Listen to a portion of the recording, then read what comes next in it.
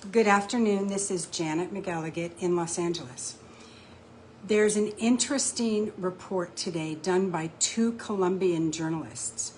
One of them is Santiago Rodriguez and Daniel Pachero, and they have done a report for a publication called La Silla Vaca. Now, they have highlighted the role of the Colombian mercenaries in Darfur. They pointed out that the mercenaries are dressed in desert camouflage outfits. They are arming and training children who are between 10 and 11 years old, which are in 4 different camps in Darfur.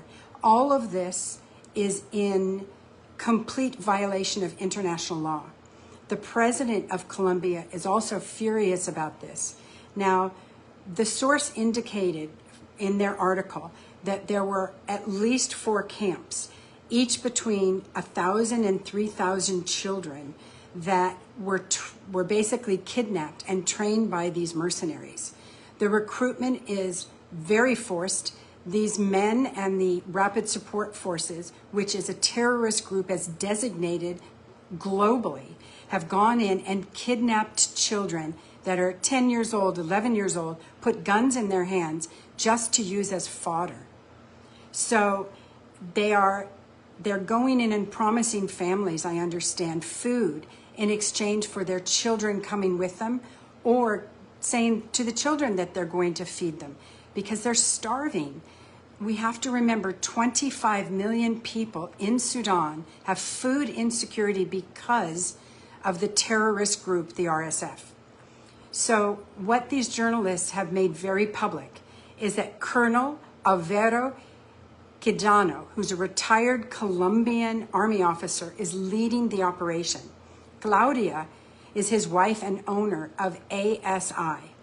They are working with Mohammed Daigalo, who is known by everybody as Hamiti, which means Little Muhammad, that he doesn't care because the UAE is financing this. Mohammed Hamdak Al-Zabri runs Global Securities, and they have contracts with the RSF specifically for this. Sheikh Mohammed bin Zayed, who's the vice president of the Emirates and the owner of the Manchester City Club, has been in this report by the New York Times with Declan Walsh. When are we going to pay attention and put these people on the do not fly list? Put these people on a personal sanction by the United States and by the international community. There's a Sudanese named Taj Nasser, and if I've said that name incorrectly, Taj, I'm so sorry. He has translated the original Spanish into Arabic, and he put it on Facebook so you can find it pretty easily. But they're talking about the financing of all of this.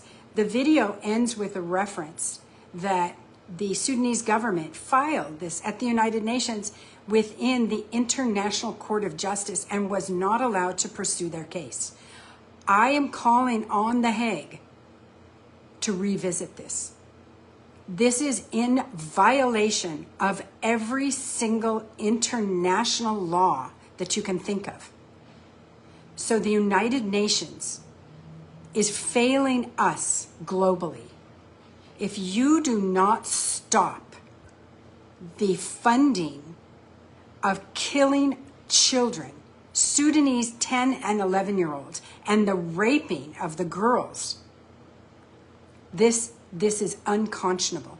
And I'm calling on the United States Congress, when they come back from their time off, they're out of session right now and they're in their home states. When they come back, I am calling on the United States Congress to pass a ban on any and all material, which means fighter pilots, guns, weapons, ammunition, to the United Arab Emirates. The president of Colombia is also asking for this. It is time that somebody pays for this, and that somebody lives in Abu Dhabi. Thank you.